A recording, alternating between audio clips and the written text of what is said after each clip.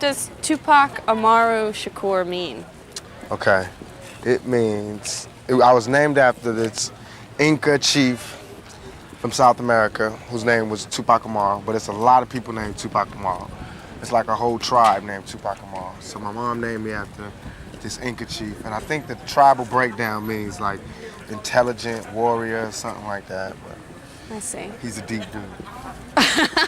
He is. If I go to South America, they're gonna love me, I'm telling you. It's like you don't even want to see me. They call this place Weirdo Beach. It ain't that weird to me. But you'll see why they call it. When you first moved to Oakland, that was your first stop in California? Right. And No. Marin City was before Marin Oakland. City? Okay. Then Oakland. Well, you left Baltimore and came to Marin City. Yes. And when you were in Baltimore, you were in a school of the performing arts. Yes. How come you didn't enroll in one when you came to California? I couldn't find one. When I came to California, and I was broke, so I had to go to a regular high school.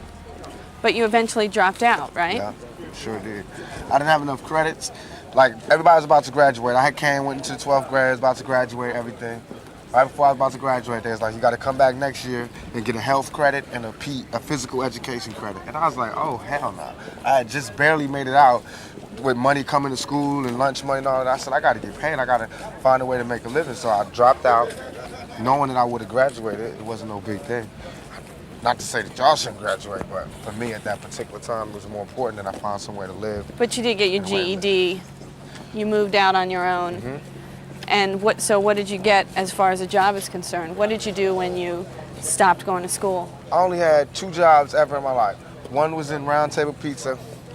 I used to make the pizza, but it was good. It was the perfect job, Tabitha, because I was hungry and I got to like eat all the toppings off people's pizza.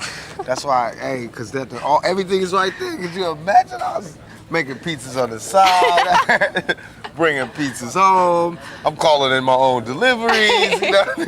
Let me get 2 shrimp with everything. But that job, I lasted about a month. Then I worked as the guy that packs your bags in the supermarket for about, 2 weeks. Then the dude kept catching me writing raps by the time clock. I used to be like, I'm gonna write for Instead an hour, of loading work for an people's hour. groceries. She could carry her own shit. So Did it ever occur to you that you might be able to get scholarships to go to college, or was that just not I always even an wanted issue? to go to college, but I wanted to go to college and be comfortable. Like how people, I don't know, this might be presumptuous, but like I know a lot of people that are in college, they have their lives already okay, you know what I mean? Like someone's paying for them to go to college. They have somewhere to live. They have somewhere to live while they're going to college. They get money, all that. Somebody can pay their tuition and all of that. I don't have that. And until I can have that, I can't go to college, even though I want to, because that turned me on. With all the encouragement that you got in Baltimore at the High School of Performing Arts for your acting, did it ever occur to you to come out to California and be a professional actor here when your mom moved out here? Nah, that was the last thing on my mind. I came to California, I was broke, nowhere to stay. What do you mean nowhere to stay? I didn't have anywhere to stay. I was staying with a friend of a friend of a friend of my mother. Why weren't you staying with your mother? Because she was in Baltimore. We didn't have any lights and electricity. We was about to get evicted, so she sent me first. How mothers do. Protect the young. So I went out there broke. I wasn't even thinking about acting. I was just thinking about surviving. But such is life. I ended up doing it, what I love the most. I ended up doing both of those things. During that time when you went to California, your mother was in Baltimore. Is that when she was a crack addict? No, she was addicted to crack when I was in California. First we were in California. What's up? All right, what's happening? And what was that like to have a mother who was addicted to crack? I love my mom. She the bomb to me, so I know love she all is her now, mistakes. but what about then? It was hard. It was hard because, she was my hero. Did She you is my ever hero. have any temptation with crack? Never ever, never. My father died like that, but the man that I knew was my father. The man that I knew was my father, he died with cocaine, so it was never my thing. And why do you think that your mother had that time of weakness with crack? Everything was just going bad for her. It's harder for a woman to raise a family than it is for a man. Oh, yes, all day.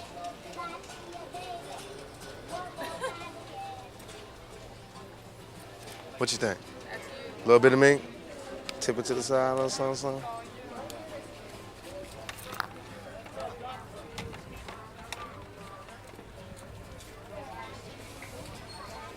It ain't my style, they not Gutierrez. Give me a characterization of your childhood. How would you describe what it was like growing up? I was the total opposite of what I am right now. I was quiet, withdrawn. I read a lot. I wrote poetry. I kept a diary. I watched TV all the time. I stayed in front of a television. I went to movies. Everything. What did you do that was, I mean, it seems like going from a homeless shelter to a project or having to worry about having enough food on the table must have been very difficult. How did you deal with that? Were there any therapeutic ways for you to heal yourself? I smoked weed. I hung out with the drug dealers and the criminals, and I got... And that made you feel better? Interestingly enough, yes, because they have those same problems, and they found a way to get out of it. As a kid, this is what I was thinking. And so did you end up selling drugs also because those were your I think I tried models? selling drugs for maybe 2 weeks. Then the dude was like, "Oh man, give me my drugs back," because I didn't know how to do it. I sell, somebody didn't pay me back. I'd be like, "Oh, it's okay." Smoke you know most I mean? of it? Yeah, no, I never smoked it. Never smoked it. I just be like, "It's okay. You don't have to pay me back." Dudes would give me their watch and say, you know, "Give me this amount for my watch." Like you were a pawn shop all of a Yeah, sudden? and I give him his watch back, and he didn't give me no money. So dude's like, "No more for you." So then the dope dealers used to just look out for me when I would come back from school. They'd just give me money and be like, "Don't get involved with this. Get out there, do your dream." So they was like my sponsors. Get him on film. Wow, that boy say Tupac watches. Tupac watches, I got it right here. Get him on film. Tupac watches, man. You know what I'm saying? Right behind you, talking about Tupac watches. No, he getting his on. You ain't got no with the Rolex, man? entourage. No, man, I normally had that motherfucker. Oh, yeah, that's You got the real one on, huh? Yeah, no doubt, though. I'm like, you got some that shit on. These live watches, go ahead, man. How business doing? Yeah, you gotta don't take that shit. You know, you the Nah, man. man, see, I want to keep don't take them out my hand. You sell something. I don't want to mess up your thing out You here. gotta mess up that thing. Yeah. All right, man. Tupac watches, right? That boy say Tupac watches. Right here. Tupac autograph, $20, right here. I got it. You're supposed to put I love you. I'm I love you first. How did you go from making pizza to being in Digital Underground? I used to rap everywhere. I was one of those people, man. I put my tape in the tape deck. I interrupt talks, conversations to start rapping. So I met up one person hooked me up with another person, this lady named Layla. Introduced me to H. Gregory, who was managing Digital Underground. He was like, "I'm gonna send you to Digital Underground, they're in the studio. You just rap for Shock G on the spot. If he like you, then I'll pick you up." And so what was your first interaction with Shock G? Was he totally impressed? Yeah, I just walked in, rapped for him. He's like, "Okay, good, you're in. Boom, boom, boom. I'll see you later." And I just left, walked out of there like, "Dag." Was he wearing that big nose thing Nah, for he it? was just chilling. He was just normal. Do you look back on those days with fondness or a little embarrassment? I look back with the greatest fondness. Those were like some of the best times of my life because... Well, when I mentioned Digital Underground to you yesterday, you were like, duh! No, because it just brings back like silly, yeah, I guess it's I mean- embarrassing too, but it's all funny to me, it's all good. The silly parts is like me running around in zebra print underwears and making simulated sex with blew up dolls and just, we had like the funniest, craziest show. I think hip hop need another Digital Underground right now. Do you ever talk to any of them anymore? No doubt, Shock G. He was involved with Me Against the World. He came to see me in jail. He did? Yeah, no doubt.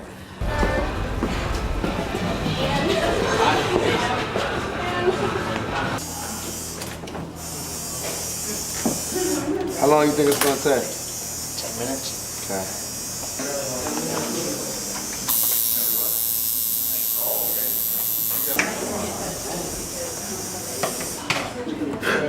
First, look, just in black. Yeah. Was with that? $40 minimum charge. At what point in your early life were you introduced to this quote-unquote thug mentality? When I was out there by myself, with nowhere to stay and no money, Which city? and In California? bits of it was in Baltimore. Pieces of it was in Marin City, and then the rest came in Oakland. And what was your In first LA. introduction? Drug dealers or? Drug dealers, pimps, prostitutes. That's really it. Criminals. But they weren't like young, glamorous guys, you know. They weren't like. Well, they why didn't did you want to seduce hang me out like with that. them then? They the only people that cared about me at that point. When I had nowhere to go, But you and said I was your mother hungry. always cared about you. She did, but she was lost at that particular moment, and she wasn't caring about herself at that moment. Being a man, I needed a father. I needed a male influence in my life. And these were the males. The other males who could have been a more positive influence on me were too scared to come where I was. Or they didn't have the money, or they didn't have the heart, or whatever. Well, tell me about not growing up with a father. Why didn't you grow up with a father?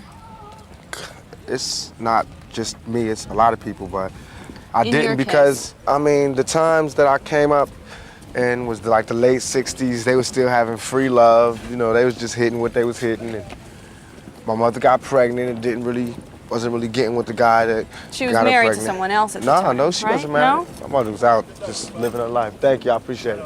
Thank you. And she got pregnant and had me. I didn't have a father. Did Did you my know father- who the father was, your biological father? I still don't know who it is, for sure. I've never taken any blood tests. The guy who I knew was my father, who claimed to be my father, he passed away, he died. And is that legs? Yes, but then recently after I got shot, this other guy came, was like he was my father and he looks like me.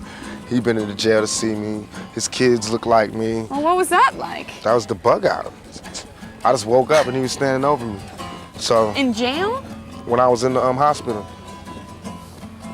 And what did he, do you believe him?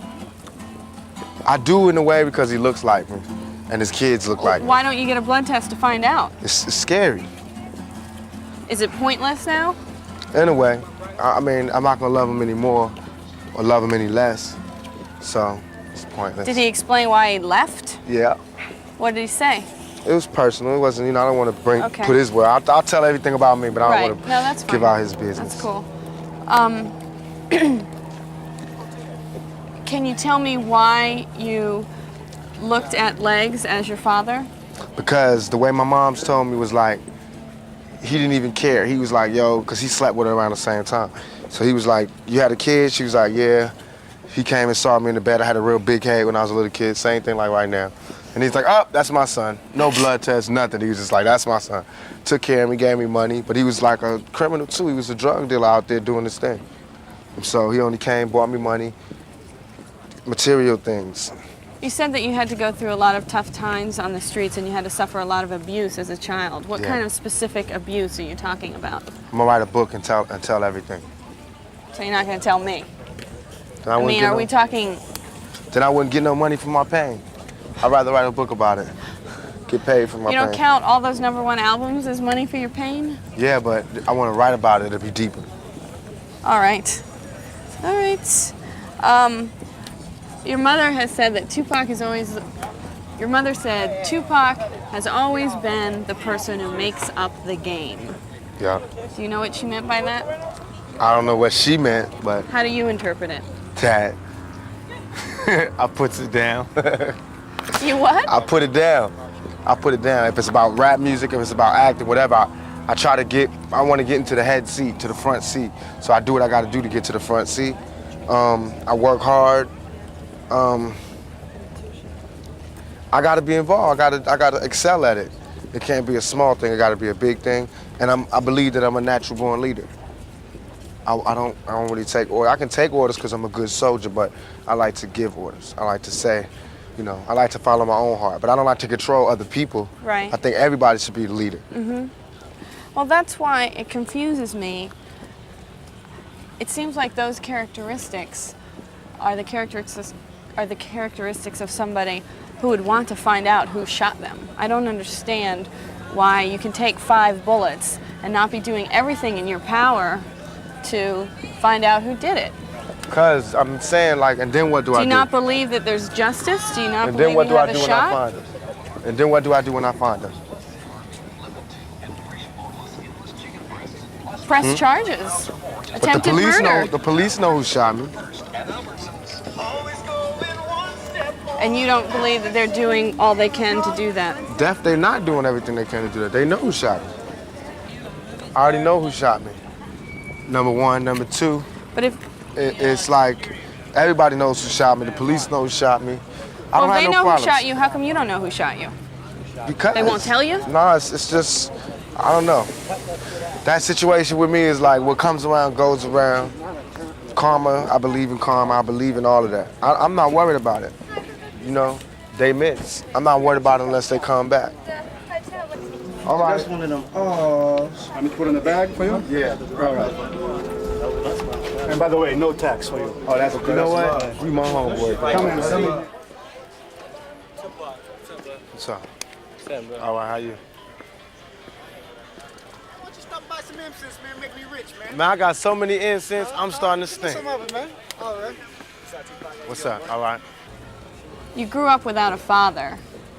How do you feel like your life would be different if you had grown up with a father? I'd have had some discipline.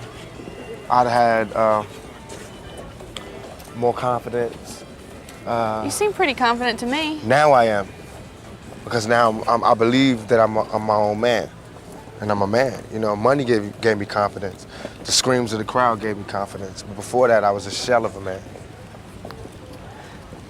Do you feel like one day that you'll be a good father? I think I'll be a very, very good father. Why? Because I love kids. I love the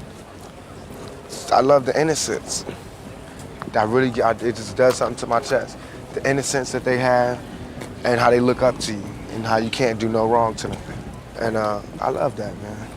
I would do anything. I'd do damn near anything. I'd do damn near anything for them. All the kids in my life, my nieces, nephews, they get anything they want. They got the best Christmases, everything. They get whatever they want. I'm a sucker for them. But I wouldn't have any kids myself because I'm scared to bring any children into this world, especially any black children. For now For or right forever? now. Just for right now. Tell me about being raised by a mother who is a Black Panther. It was great to me because she taught me how to be more international instead of being local. And I did get some principles from her that'll always be with me. She taught me how to be community orientated. And I think my mother taught me to understand women a lot more than my peers can. You're in touch with your feminine side? I think so. I think so. How do you know? Because I can be around, I'm not uncomfortable around women. I'm not uncomfortable around strong women. I'm not, I don't feel more, I don't get like a predator thing going when I'm around demure females, you know? I don't get a thing like this when I'm around strong females. I like being around females, I'm comfortable. I can get with them on every level. To where I got homies that just get straight nervous around females. Weren't you going to maybe start a community center with Mike Tyson? I am. Is that progressing? Well, what I'm trying to do now is have this program where I'm gonna have like a rap league for like me. Tupac have his own football team, and Coolio have a football team, and Tretch have a football team. We all Made sponsor up the of team. kids in neighborhoods? Right. We sponsor the teams, have big games, probably get MTV to come do the World Series. Get like all the community people, like the churches to come out there and sell food, and get the fathers and the uncles to be security, and get the FOI and the deacons and everything, and bring the community spirit back. And then on the weekends we'll have like block parties. So I'm doing all this to raise money. Then we have like get a date, fundraisers, like people try to get a date with Tupac or Tretch or one of the other rappers. And where would the money go to? We'll have like a neutral center where we'll get the money together, and that'll be for, we're trying to get a community center in every ghetto in the United States. It seems to me that you are trying to distance yourself from a thug life mentality. Not that, I'm just trying to show who I am. That people locked up on one part of me that they really did not understand. So now I'm trying to do two things. One, help them understand the part of me that they didn't understand. And two, is to show that, you know, this is the type of things that young black males can do. We can do anything if you just give us a shot. Stop trying to beat us down. Tupac, your life has been marred by considerable pain. Do you think you'll ever get to the point where you can live a normal, happy life? No. But I'm going for it. I'm trying for it. And until then, I have to make the life that I do live as happy as I can and try to do the best with what I have. live the best life I can live, be as happy as I can be. Nothing is perfect for anybody. I don't think.